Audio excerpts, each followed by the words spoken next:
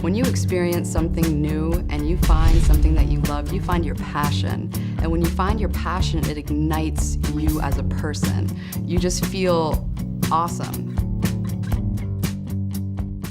First off, I want to say thank you.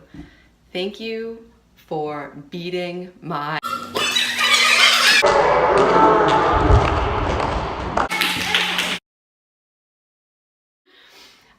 Thank you, Cecil, for making it out. Thank you, Dylan, for choking the shit out of me. I literally felt like I was drowning. The Shark Tank is about overcoming certain defeat. It's when you are in negative positions, when it's certain defeat, like you will get your ass kicked. And despite what is being shown physically, like even though it looks like you're getting your ass beat, it's what is going on inside your mind and inside your heart at that moment in time. And in regards to my heart and my mind, to me, I won that Shark Tank because I never felt defeated. I never felt broken, and I never felt defeated, even though physically I was obviously getting my ass beat. Thank you to Ashley, who was choking the shit out of me, but still offered, like, whispered words of encouragement. I mean, that was the unexpected thing that I wasn't expecting to feel a sense of camaraderie with the people that I was in the tank with. Definitely when you go through some shit with people, you feel naturally bonded because of it, and that was definitely an outcome that I wasn't expecting. My last video about the mock Shark Tank, I put that out there because I wanted to ensure that I got my ass beat during the Shark Tank. I wanted to hit my VO2 max. I wanted to make sure that I came out of there with my lungs burning, and I wanted to feel the feeling of being immersed in water with my head down, and I wanted that test to see how my heart would react. Not to sound whatever, but I've been through enough life experiences that I've tested myself, and it's the testing myself that I love, putting myself in situations where I get to see what happens. I get to see what I'm made of. I get to see what I can do. So that's definitely it.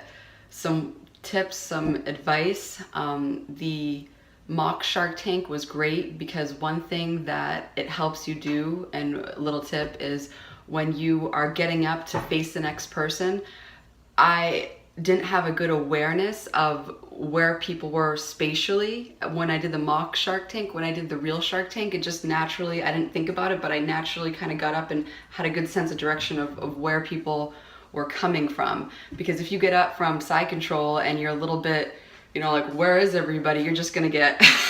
So having that sense of direction of, okay, people are coming from that way, definitely helps you. That and the breathing. Thank you, Amanda, for reminding me to breathe slowly.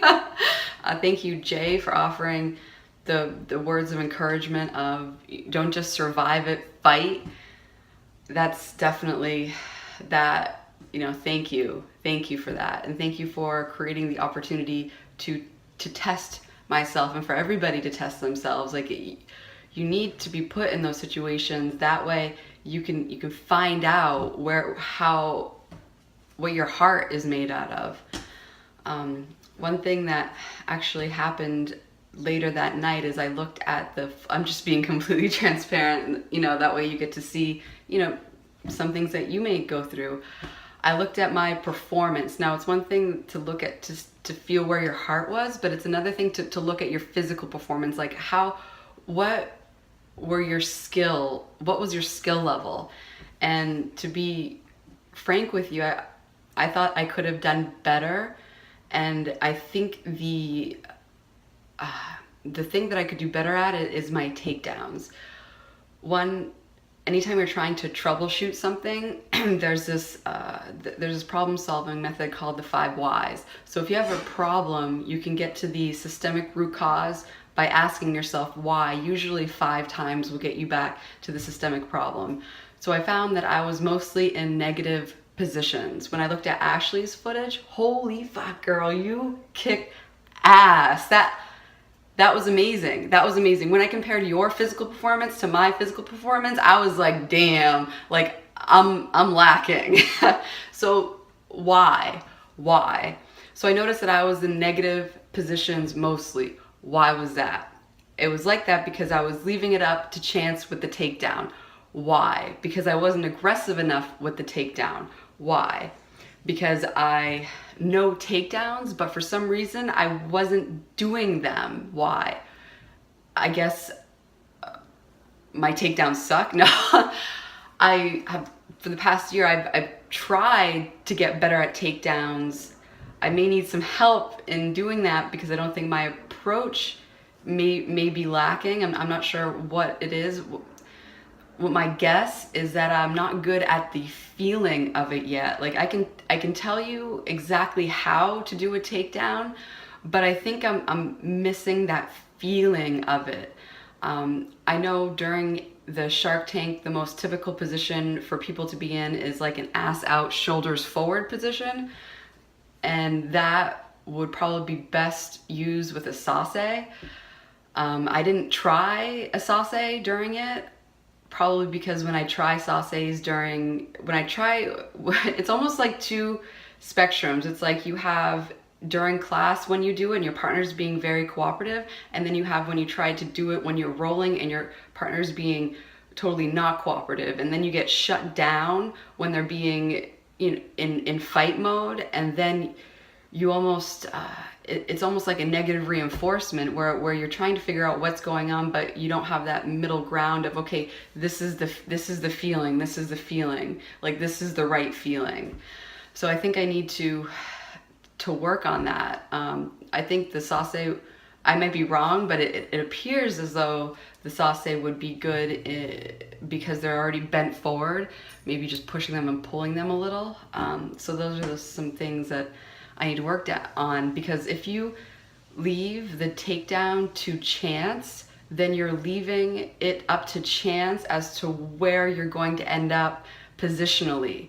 And if from the get-go you take down and you're in a dominant position, then you've set yourself up for success. If you just leave it to chance, then you have a high probability of ending it on bottom, or you just stand up with them in a stalemate.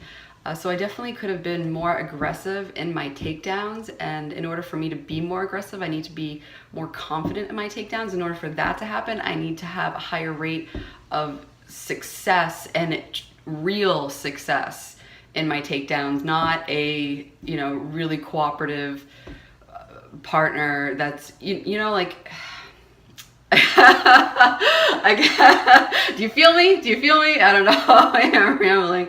But this is all part of it. And to be completely transparent, when I looked at my physical performance, I was unhappy with it. It was late at night, I get emotional when I'm overtired. I had a few silent tears because I'm like, man, I fucking suck. Like, that's what I was thinking. But no, it is my opportunity to look at myself as if it's like an out-of-body emotional detachment, and analyze, okay, what needs to happen in order for me to progress. So that's my judgment on me.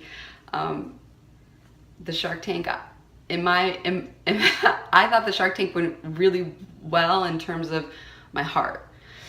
And I enjoyed it. I enjoyed getting my ass beat. I enjoyed the test of it. I love that shit. That's what I live for. I love that shit. But I just want to say thank you to everybody that showed up. Cecil, man. He's like, I showed up just to kick your ass. But thank you. Thank you for the opportunity to test myself. Thank you to those people that took time just to show me shit. Thank you to the people that challenge me. Thank you to the people that give me feedback. Like, I'm the type of person where if you tell me that I suck at something, like, I'm going to thank you for it, because that's what I need to hear in order for me to get better. That's just, you know. So yeah, thank you. And I hope you enjoyed this video, and I hope this encourages you anytime that you feel anger or sadness at the way you're performing. Just, you know, let it out in a controlled manner, and then try to make a plan to fix it. And so I definitely have some shit to work on.